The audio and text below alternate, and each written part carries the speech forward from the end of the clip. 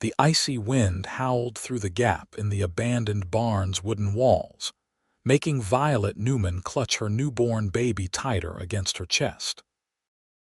Leadville, Colorado wasn't known for mercy, not from its harsh winters, and certainly not from its judgmental townsfolk, who would sooner hang a woman's reputation than extend a helping hand. "Hush now, little one," Violet whispered, her breath forming clouds in the frigid February air of 1882. The baby, just 3 days old, whimpered softly against her mother's thin coat. Violet had fled her family's homestead under cover of darkness, knowing the scandal her unmarried motherhood would bring upon her father, the town's respected doctor. The barn she'd found on the outskirts of town had been her sanctuary since her labor began, a place where she'd suffered alone, biting down on a leather strap to keep from screaming as she brought her daughter into the world. Now, with dwindling supplies and the temperature dropping dangerously low, fear gripped her heart tighter than the cold. The creaking of the barn door sent terror shooting through her veins. Violet scrambled backward into the shadows, one hand pressed over her baby's mouth to muffle any sounds. Heavy boots crunched on the snow-dusted floor. "Hello, is someone in here?" The voice was deep, cautious. Violet held her breath, pressing herself against the rough wooden wall. The baby squirmed, hungry and uncomfortable. "I know you're here. I saw the smoke from the small fire earlier." The footsteps drew closer. "I'm not looking to cause trouble." A lantern's glow swept across the barn, eventually finding Violet huddled in the corner, her face pale and drawn, dark circles under her once vibrant green eyes. Her auburn hair hung in tangled strands around her shoulders. She looked like a cornered animal, ready to fight to the death. The man lowered his lantern, and Violet got her first clear look at him, tall and broad-shouldered, his face partially obscured by the shadow of his cowboy hat. He couldn't have been more than 30, with kind eyes that seemed at odds with his rugged appearance. "Please," Violet's voice cracked. "Please just go. Forget you saw us." The man's eyes moved to the bundle in her arms, understanding dawning on his weathered face. "You're the Newman girl, aren't you? Doc Newman's daughter who disappeared last week." Violet swallowed hard. "My father can never know, the town can never know. Her voice broke. "They'd judge," he finished for her. "Ain't that the way of things in Leadville? Always ready to condemn what they don't understand." He took a step forward, and Violet instinctively curled around her baby more tightly. The man stopped, then slowly removed his hat, revealing thick brown hair and a face that, while hardened by the elements, carried genuine concern. "Name's Bennett Daniels. I run the small ranch that borders this property." He gestured to her makeshift camp. "You can't stay here. You'll freeze to death, you and the little one both." "I have nowhere else to go," Violet admitted, her voice barely audible over the wind's moan. Bennett studied her for a long moment, then made a decision that would change both their lives forever. He knelt down to her level, his voice dropping to a gentle whisper that seemed to carry more warmth than her pitiful fire. "I will protect both of you forever." Violet's eyes widened with disbelief. "You don't even know me." "I know enough," Bennett replied. "I know what it's like to be judged by this town. I know what it's like to be alone." He extended his hand. "My cabin's not much, but it's warm. There's food. And most importantly, it's far enough away that no one will come looking." The baby let out a cry, tiny and desperate. Violet looked down at her daughter, then back at the stranger offering salvation. What choice did she have? Stay and die, or trust this man and possibly live? With trembling fingers, she reached out and took his hand. Bennett helped Violet to her feet, steadying her as she swayed with exhaustion. He removed his heavy coat and wrapped it around her shoulders, then carefully took the baby while Violet gathered her meager belongings. "How old?" he asked, looking down at the infant with surprising tenderness. 3 days, Violet replied, watching him carefully. She got a name yet? Violet hesitated. Hope. Her name is Hope. Bennett nodded, a small smile touching his lips. Seems fitting. He handed the baby back and led the way to his wagon, helping Violet climb up before taking the reins. It's about 4 miles to my place. Try to rest if you can. As the wagon pulled away from the barn, Violet looked back only once at the place that had been both her delivery room and nearly her tomb. Then she turned her gaze forward, clutching her daughter close, wondering if she had made the right choice in trusting this stranger, or if she had simply traded one danger for another. Bennett's ranch was modest but well-maintained. A sturdy cabin with smoke curling from the chimney stood as the centerpiece, with a small barn and corral nearby. The mountains loomed in the background, their snow-capped peaks glowing silver in the moonlight. "Home, sweet home," Bennett said as he helped Violet down from the wagon. "It ain't much, but it's peaceful." Inside, the cabin was surprisingly warm and clean. A fire crackled in the stone fireplace, and simple furnishings, a table with chairs, a rocking chair, and a bed in the corner filled the main room. A small alcove off to the side held what appeared to be Bennett's sleeping quarters. "You and the little one can take my bed," he said, moving quickly to change the sheets. "I'll bunk out here." "Mr. Daniels, I can't take your bed," Violet protested weakly, though she was swaying on her feet with exhaustion. "Bennett," he corrected gently. "And yes, you can. You need proper rest, Miss Newman." "Violet," she returned, watching as he efficiently prepared the space for her. "Just Violet." Once the bed was ready, Bennett busied himself warming some stew while Violet nursed Hope in the privacy of the bedroom. When she emerged, the baby asleep in her arms, he had a bowl of stew waiting and had fashioned a makeshift cradle from a drawer lined with blankets. "You need to eat, then sleep," he said, setting the food on the table. "Everything else can wait until morning." Violet sat down, placing Hope in the drawer cradle beside her. She looked up at Bennett, truly seeing him for the first time without fear clouding her vision. He was handsome in a rugged way, with a strong jaw covered in stubble and eyes the color of a summer sky. A small scar ran through his right eyebrow, and his hands, though large and calloused, moved with surprising gentleness. "Why are you helping us?" she asked, unable to keep the suspicion from her voice. Bennett sat across from her, his expression serious. "When I was 16, my sister found herself in a situation similar to yours. The boy responsible wanted nothing to do with her or the baby." His jaw tightened. "The town turned their backs on her, called her horrible names. My parents threw her out." Violet's spoon paused halfway to her mouth. "What happened to her?" She tried to make it on her own. "Died in childbirth, her and the baby both," Bennett said, grief flashing across his face. "No one would help her, not even the doctor." "My father," Violet whispered, realization dawning. Bennett nodded slowly. "He said he couldn't sully his reputation by helping a fallen woman. That was 12 years ago. I haven't forgotten." Silence fell between them, broken only by the crackling of the fire and Hope's soft breathing. "I'm sorry," Violet finally said, "for what happened to your sister." "It wasn't your doing," Bennett replied.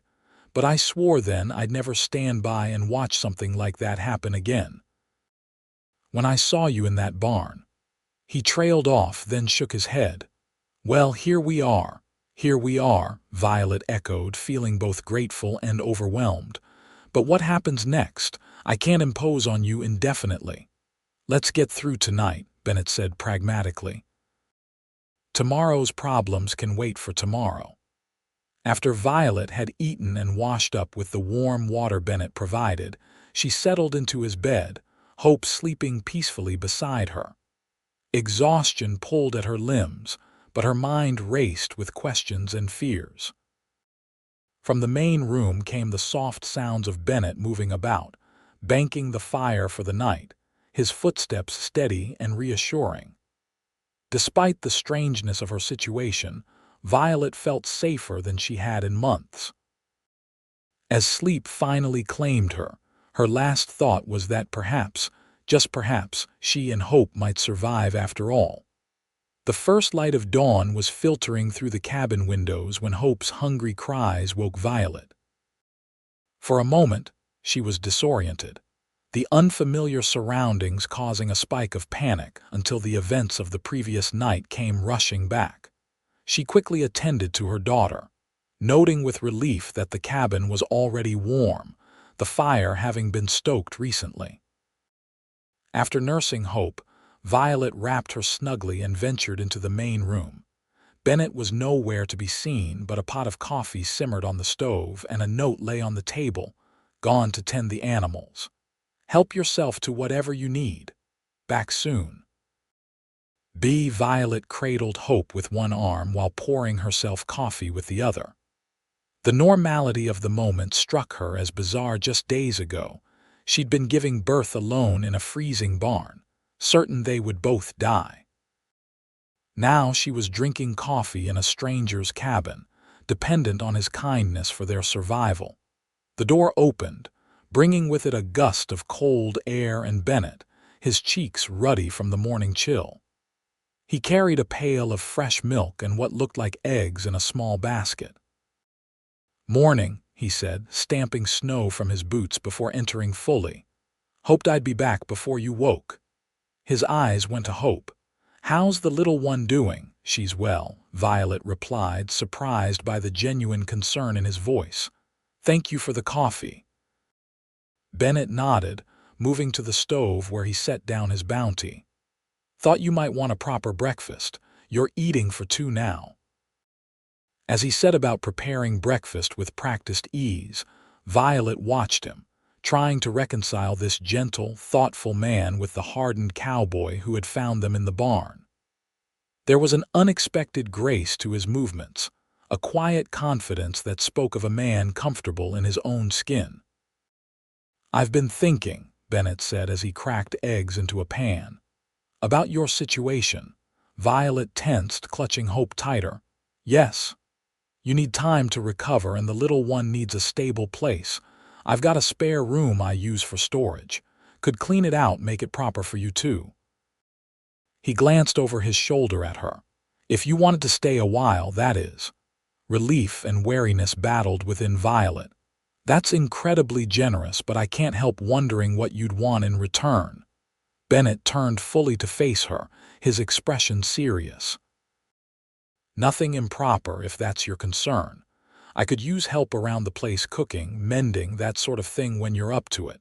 But mainly—" He hesitated, then continued more softly, "Mainly, I'd just like not to be alone out here all the time. Winter's long in these parts." The honesty in his words disarmed Violet. She looked down at Hope, considering their options, which were, in truth, nearly non-existent. "I can cook," she offered finally, "and so, I'm quite good with a garden come spring." A smile broke across Bennett's face, transforming his features. "Then we have ourselves an arrangement, at least until you decide what you want to do next." The temporary arrangement stretched into weeks, and the weeks into months. Bennett proved to be as good as his word, respectful of Violet's space and boundaries, gentle with Hope, and seemingly content with the company they provided. The spare room was cleared and furnished simply, but comfortably, with a bed Bennett purchased from the general store in a neighboring town, claiming it was for a cousin coming to stay. He built a proper cradle for Hope, his large hands surprisingly deft with the fine woodwork. As April turned the landscape from white to green, Violet found herself settling into life at the ranch.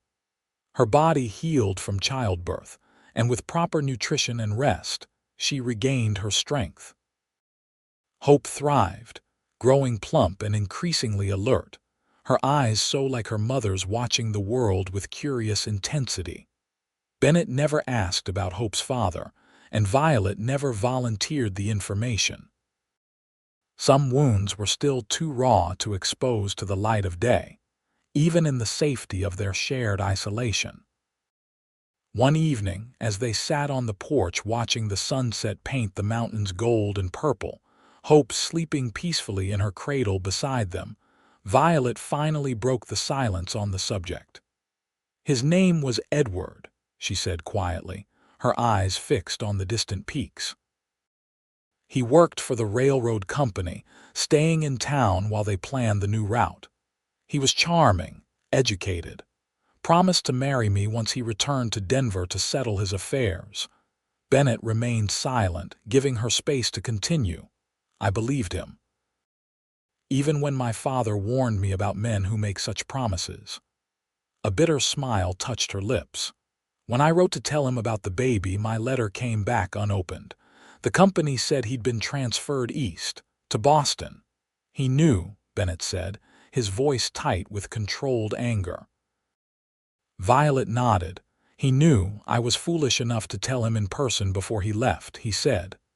She swallowed hard. "He said he'd send for me, that I should wait for his letter." "You weren't foolish," Bennett corrected gently. "You were trusting. He was the dishonorable one. My father would never have understood.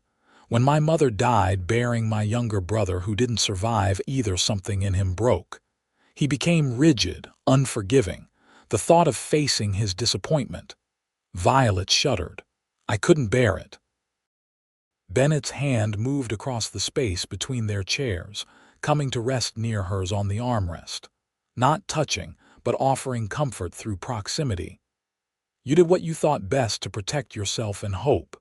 There's no shame in that." Violet turned to look at him, studying the profile of the man who had saved them both. "You're a good man, Bennett Daniels, better than most." He turned to meet her gaze, something unreadable flickering in his eyes. "Not always, but I'm trying to be."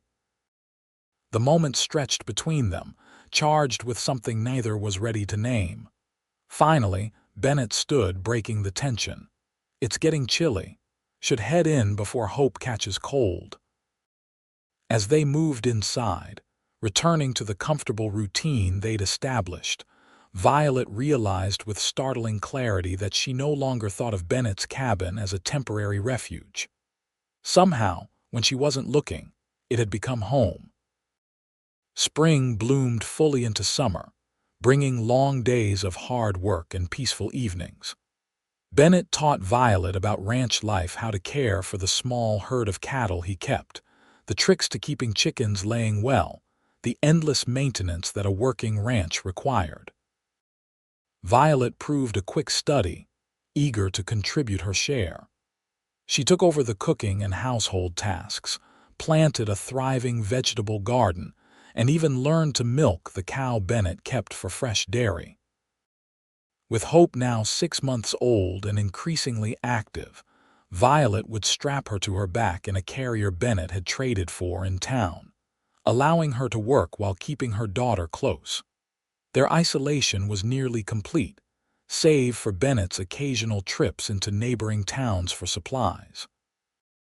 They avoided Leadville entirely, unwilling to risk Violet being recognized.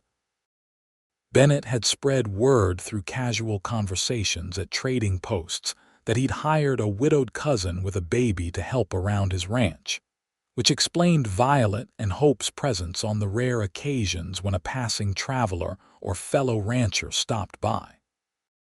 It was during one such visit from a neighboring rancher that their carefully constructed life faced its first real test. The rancher, an older man named Ferguson, had come to discuss possibly buying one of Bennett's bulls. While the men talked business in the barn, Violet remained in the cabin with Hope, preparing dinner. The screen door suddenly opened, and Ferguson entered without knocking, apparently looking for Bennett. "Pardon, madam, just wondering if," he stopped mid-sentence, staring at Violet with narrowed eyes. "Don't I know you from somewhere?" Violet's heart hammered in her chest as she adjusted Hope on her hip. "I don't believe so, Mr. Ferguson.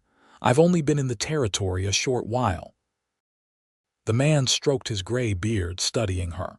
"You look mighty familiar. You ever been through Leadville?" "No, sir," Violet lied, her mouth dry. "I came directly here from back east after my husband passed." Ferguson continued to stare, and Violet could see the wheels turning in his mind. "You got the look of Doc Newman's girl about you. She went missing some time back. Caused quite a stir." Before Violet could respond, Bennett appeared in the doorway behind Ferguson, his expression carefully neutral though his eyes held warning. "Ferguson found those papers on the bloodline you were asking about," Bennett said smoothly, drawing the man's attention away from Violet. "They're in my saddlebag. Let me show you." As Bennett guided the rancher back outside, Violet sagged against the kitchen counter, her legs weak with fear. The encounter had lasted less than a minute, but it had shattered the sense of security she'd built over the past months. When Bennett returned an hour later, Ferguson finally gone, Violet was sitting at the table, Hope playing with wooden blocks at her feet. Her face was pale, her expression resolute. "We need to leave," she said without preamble. "It's not safe here anymore." Bennett closed the door behind him, removing his hat and hanging it on its accustomed peg. "Ferguson's not certain it was you. I convinced him he was mistaken." "This time," Violet countered. "But what about next time? Or the time after that? Leadville's not so far that people won't eventually make the connection." Bennett crossed to the stove where the stew Violet had prepared simmered, though his movements were mechanical, his mind clearly elsewhere. "Where would you go?" The question hung in the air between them, weighted with unspoken implications. "Not we. You." "I don't know," Violet admitted. "But I won't risk bringing trouble to your door, not after everything you've done for us." Bennett turned to face her, his expression fierce. "Do you remember what I said to you that first night? In the barn?" Violet nodded slowly. "You said you would protect us." "Forever," Bennett emphasized. "I said forever, Violet. I meant it then and I mean it now." Hope babbled from the floor, reaching up toward Bennett as she often did when she heard his voice. Without thinking, he bent down and scooped her up, settling her against his chest where she immediately grabbed for his shirt buttons, her favorite playthings. "This isn't just about me anymore," Bennett continued, gently bouncing Hope in the way that always made her giggle. "You and Hope, you've become." He struggled for words, emotion making his voice rough. "I can't imagine this place without you now, either of you." Violet stood and crossed to them, her heart in her throat. "What are you saying, Bennett?" He looked down at her, the 6 inches of height between them seeming both vast and insignificant. "I'm saying I want you to stay, both of you, permanently." "As your housekeeper?" Violet asked, needing clarity even as her pulse quickened at the intensity in his eyes. "As my wife," Bennett said, the words tumbling out as if he'd held them back too long. "If you could. If you might consider it." Hope chose that moment to grab Bennett's beard, causing him to wince and gently detach her tiny fingers. The moment broke some of the tension, drawing a small laugh from Violet. "It wouldn't be just for appearances," Bennett clarified, looking back at Violet with renewed determination. "I know it might seem sudden, but I've grown to care for you, Violet, deeply, and Hope, well, she feels like she's mine already." Violet reached up, hesitantly touching Bennett's face where Hope had tugged his beard. His skin was warm under her fingertips. "I care for you too," she admitted softly. "More than I thought possible after everything that happened, but marriage, that's a forever kind of decision." "Forever's exactly what I'm offering," Bennett replied, shifting Hope to one arm so he could take Violet's hand with his free one. "I know I'm not the educated type like her father was. I can't give you fine things or city life. But I can promise to love you both, protect you both, for as long as I live." Tears welled in Violet's eyes, not of sadness but of overwhelming emotion. You already give us everything that truly matters." Hope squirmed between them, demanding attention in the way only babies can. Bennett and Violet both looked down at her, then back at each other, a shared understanding passing between them. "Is that a yes?" Bennett asked. Hope and uncertainty mingled in his expression. Violet stood on tiptoe and pressed a gentle kiss to his lips there first before pulling back to smile up at him. "Yes." They were married 2 weeks later by a circuit preacher who happened to be passing through. The ceremony was simple, held in the cabin with only a few trusted neighbors as witnesses. Bennett had purchased a plain gold band in the nearest town, and Violet had sewn herself a new dress from fabric he'd brought back from the same trip. The union raised few eyebrows among their sparse neighbors. Most assumed they were simply formalizing an existing arrangement for propriety's sake, especially with Hope's presence. The story of Violet being Bennett's widowed cousin was maintained, though now with the added detail that their friendship had blossomed into love during her stay.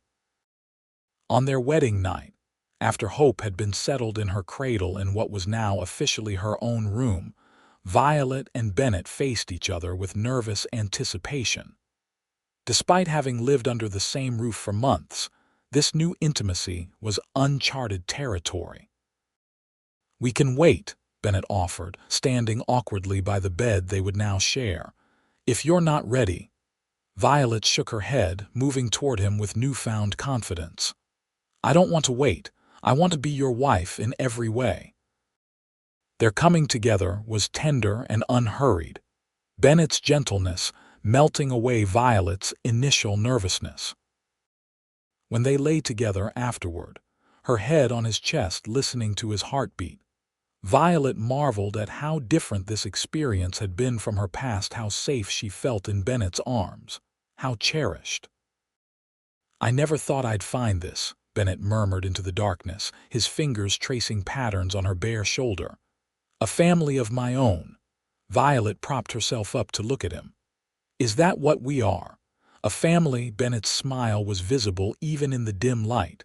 "Of course we are. You, me, and Hope.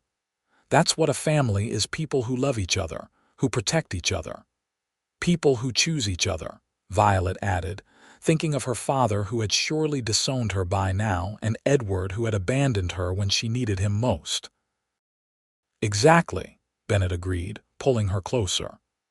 "And I choose you both every day."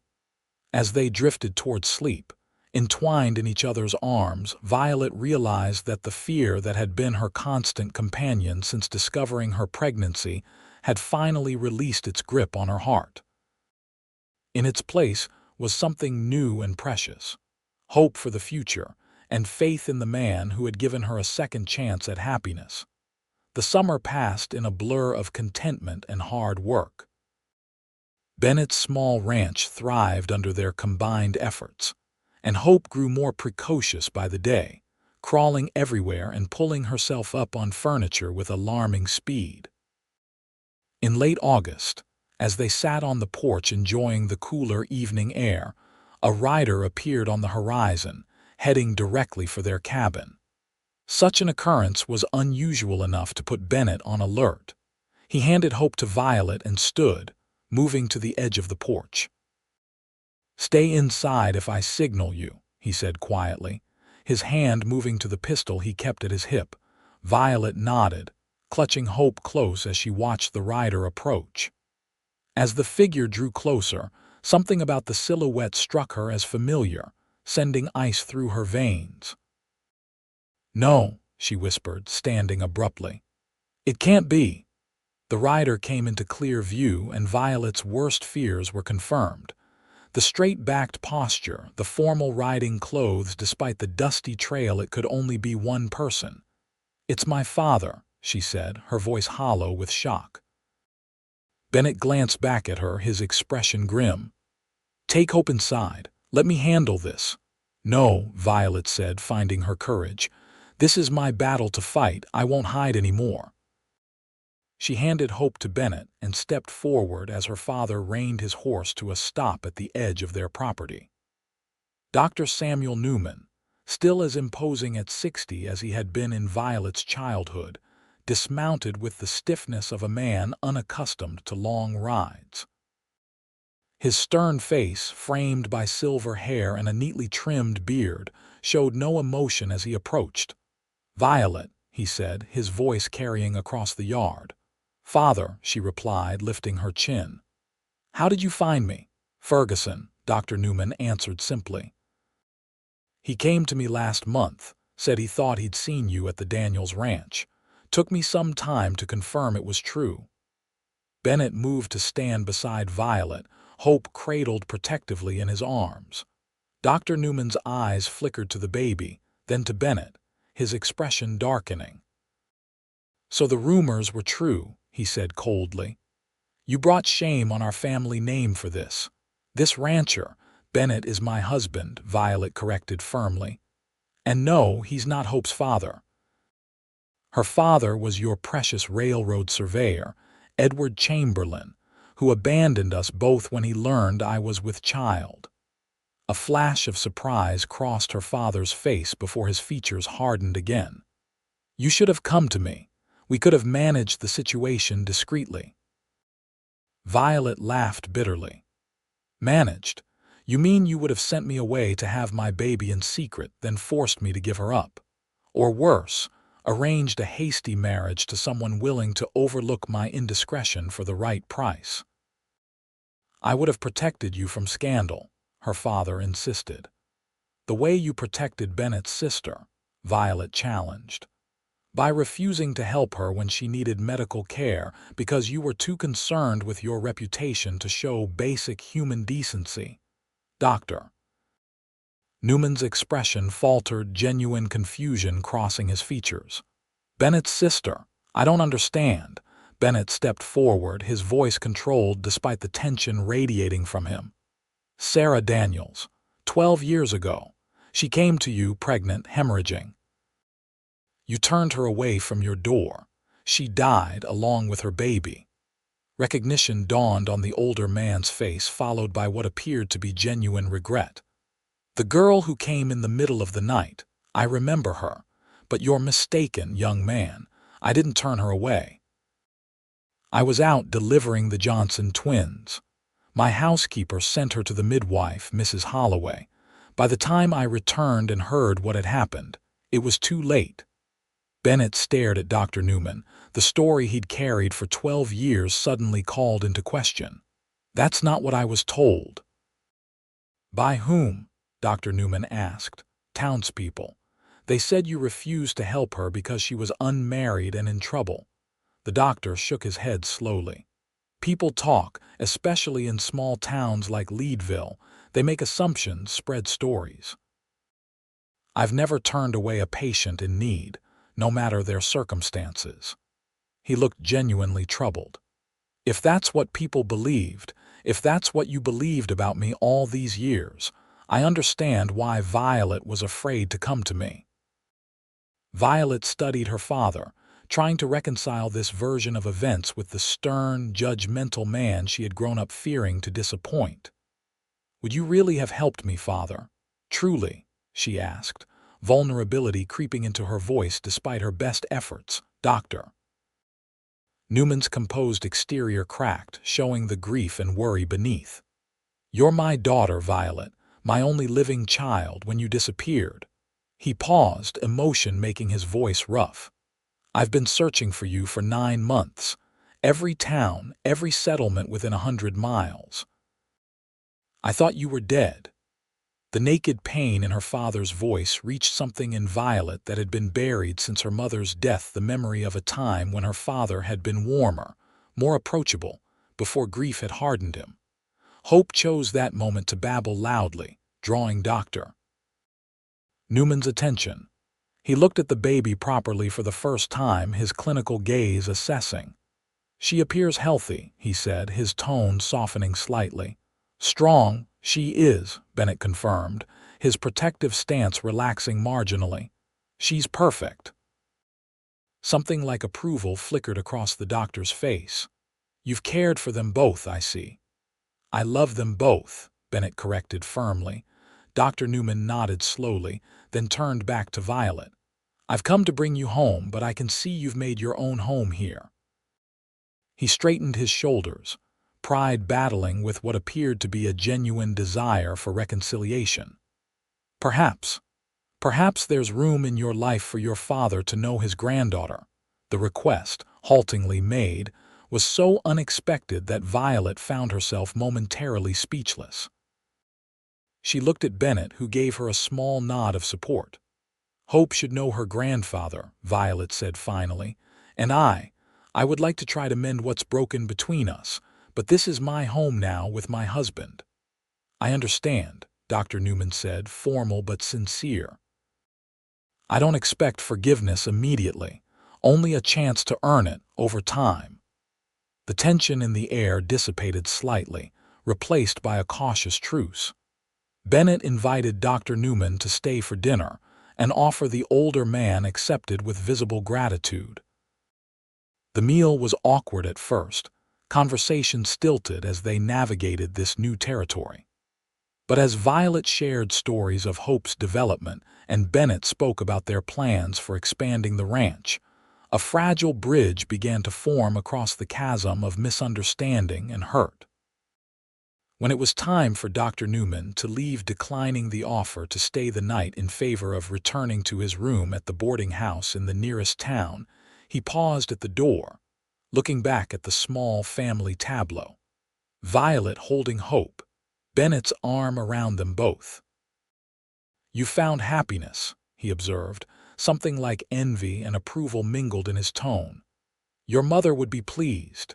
The mention of her mother, something her father rarely did, brought tears to Violet's eyes. "Thank you for saying that, Doctor." Newman nodded stiffly, his own emotions clearly close to the surface. "I'll return in 2 weeks if that's acceptable. Perhaps stay a little longer next time." "We'd like that," Violet said, and was surprised to realize she meant it. After her father's departure, as they prepared for bed, Bennett watched Violet with a mixture of concern and admiration. "You handled that with more grace than most would have managed." Violet sighed, braiding her hair for the night. "I'm still processing it all, the story about your sister. If what he says is true, it changes things," Bennett acknowledged. "Not what happened to Sarah, she still died when she should have lived, but knowing it wasn't a deliberate cruelty." He shook his head. "All these years I've carried that anger." "Perhaps it's time for both of us to let go of old hurts," Violet suggested gently. "Not forget them, but stop letting them determine our future." Bennett crossed to her, taking the braid from her fingers to finish it himself, a tender gesture he'd taken to performing each night. "Our future is what matters now. You, me, Hope, and whatever family we might add in the years to come." Violet turned to face him once he'd tied off her braid. "You want more children with you?" "Yes," Bennett said simply. "If you do." The thought of expanding their family, having a child born of their love rather than a painful past, filled Violet with unexpected joy. "I think Hope would make an excellent big sister." Bennett's smile lit his entire face as he pulled her into his arms. "I think so too." That night, as they lay together in the darkness, the unexpected events of the day gave way to more personal considerations. Their lovemaking was both tender and passionate, a reaffirmation of the bond that had grown between them against all odds. As autumn painted the Colorado landscape in brilliant hues of red and gold, Violet discovered she was expecting again. The news brought jubilation to their small household, with Bennett lifting her off her feet in celebration before setting her down with exaggerated care, suddenly concerned about jarring her. Hope, now nearly a year old and toddling everywhere with determined independence, seemed to sense the excitement even if she couldn't understand its cause. She clapped her hands and repeated her newest word, "Mama," while Bennett swung her up onto his shoulders. doctor. Newman had become a regular visitor, coming every few weeks to spend time with his granddaughter and slowly rebuilding his relationship with Violet. When told of the pregnancy, he offered his medical services with a deference that showed how much he valued his renewed place in his daughter's life. "I'll come more frequently as your time approaches," he promised. "Ensure everything progresses as it should." The gesture meant more to Violet than she could express, this tangible proof that her father was trying to make amends, to be the support he hadn't been during her first pregnancy. Winter arrived early that year, bringing heavy snow by mid-November. The ranch was well prepared, with ample supplies stored and improvements made to the cabin, including a new bedroom Bennett had built for Hope, anticipating the arrival of the new baby in the spring. On a particularly cold December evening, as a blizzard raged outside, the small family gathered in the warm main room. Hope played on a quilt spread before the fire, Bennett worked on carving a toy horse for her Christmas present, and Violet mended shirts, her small baby bump just beginning to show beneath her loose dress. "I've been thinking," Bennett said, looking up from his carving. "We should give the ranch a proper name, make it official." Violet tilted her head curiously. "Did you have something in mind?" "I was considering New Hope Ranch," Bennett suggested, his eyes moving meaningfully between their daughter and Violet. "Seems fitting given everything." Violet's smile was radiant as she set aside her mending and crossed to him, placing her hand over his. "It's perfect." Bennett pulled her gently onto his lap, one hand coming to rest protectively over her growing belly. "I never imagined having all this," he confessed quietly. "That night when I found you in that barn, I was just trying to do the right thing. I had no idea I was finding my entire future." "You saved us," Violet said, leaning her head against his shoulder. "But you've given us so much more than just survival. You've given us a home, love, belonging." "You've given me the same," Bennett replied, his voice rough with emotion. "Every day I thank whatever fate or providence led me to that barn." Hope toddled over to them, demanding to be included in their embrace. Bennett scooped her up with his free arm, completing their circle. As the blizzard howled outside, powerless against the warmth within, Violet reflected on the journey that had brought her here. From terror and desperation, in an abandoned barn, to this moment of complete contentment. The town's judgment, so feared, so anticipated, seemed distant and inconsequential now. She had found something far more valuable than social approval. She had found a man whose whispered promise that snowy night had been fulfilled beyond anything she could have imagined, a man who had truly protected them both, forever. Spring arrived with gentle rains that turned the ranch's pastures a vibrant green. Wildflowers dotted the landscape, and new calves wobbled alongside their mothers in the fields. New Hope Ranch was thriving, much like the family that called it home. Hope, now 18 months old, had blossomed into a chattering, curious toddler with her mother's auburn hair, and a spirit of independence that both delighted and exhausted her parents. She followed Bennett everywhere when he allowed it, perched on his shoulders as he did his chores or helping with tasks suited to her tiny hands. Violet's pregnancy had progressed smoothly, her father making good on his promise to visit regularly and monitor her condition. The relationship between father and daughter had slowly healed, finding a new equilibrium based on mutual respect rather than the rigid expectations of the past. On a perfect April morning, with sunlight streaming through the bedroom windows and birds singing in the trees outside, Violet's labor began. Unlike the terrifying, solitary experience of Hope's birth, this time she was surrounded by support, Bennett holding her hand through every contraction, her father providing calm medical guidance, and even their neighbor, Mrs. Simmons, helping as an experienced midwife. After 6 hours of labor, mercifully shorter than her first, Violet gave birth to a healthy baby boy with a shock of dark hair like his father's and lungs powerful enough to announce his arrival to the entire ranch. "He's beautiful," Bennett whispered, tears streaming unashamedly down his face as he held his son for the first time. "Look what we made, Vi." Dr. Newman examined the baby thoroughly before pronouncing him perfect in every way. "A fine grandson," he declared, his usual formality softened by evident pride. "What will you call him?" Violet and Bennett exchanged a look of quiet understanding before she answered.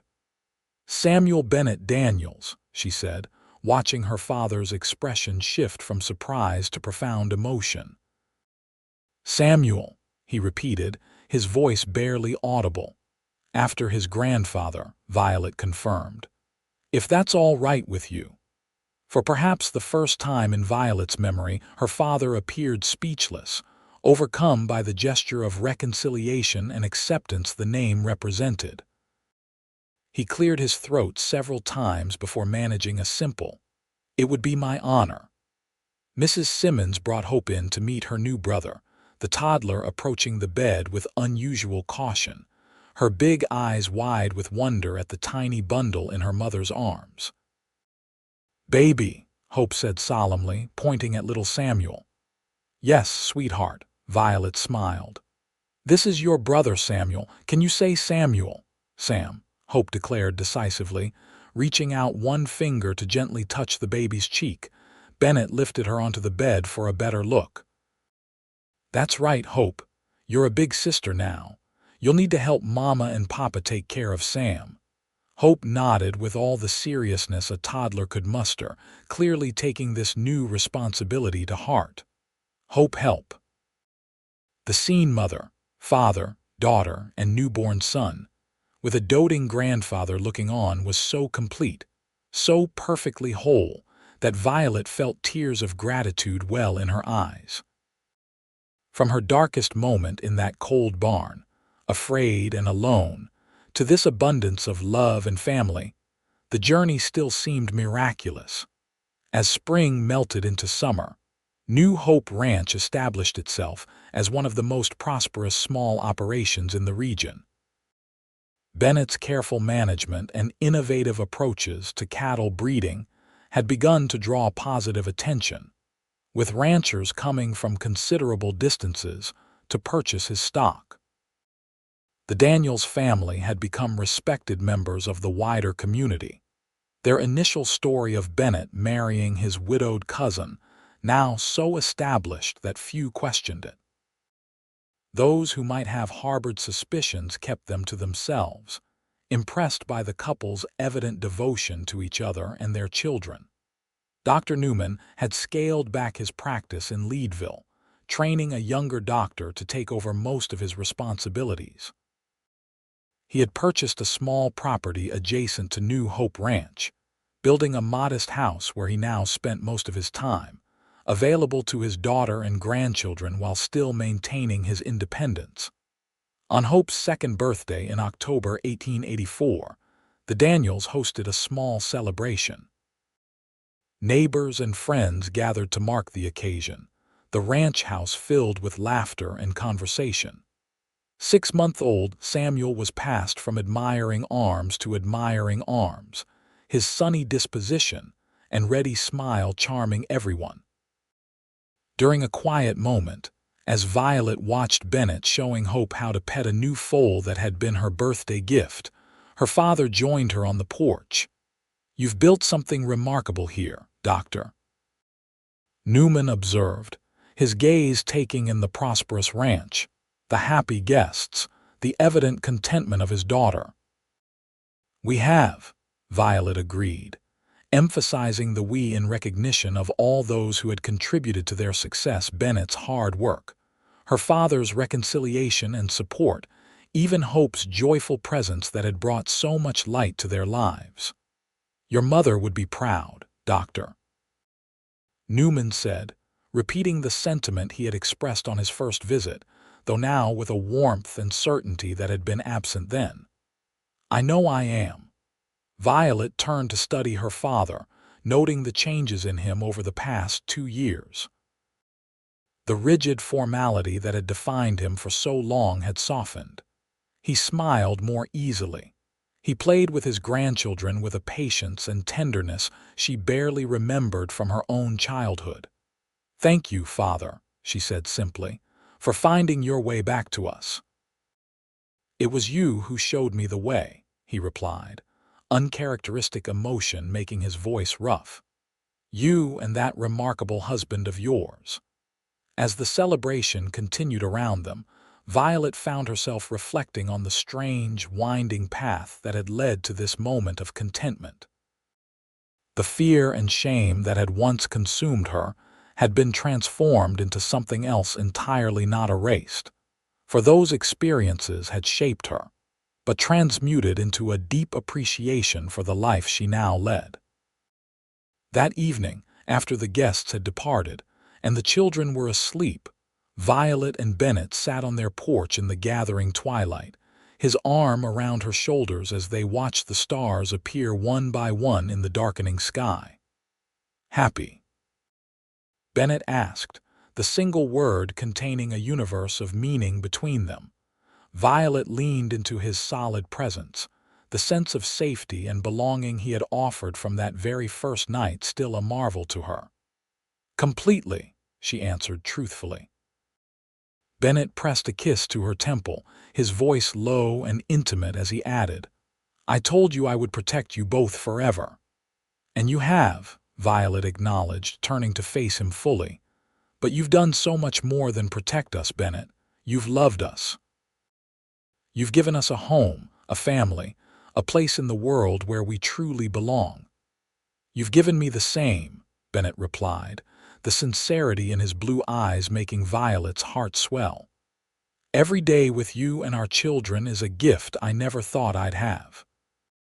As they sat together in the peaceful evening, the sounds of their ranch settling for the night around them, Violet knew with absolute certainty that this was what redemption looked like, not the absence of past mistakes or pain, but the presence of love strong enough to build something beautiful from them.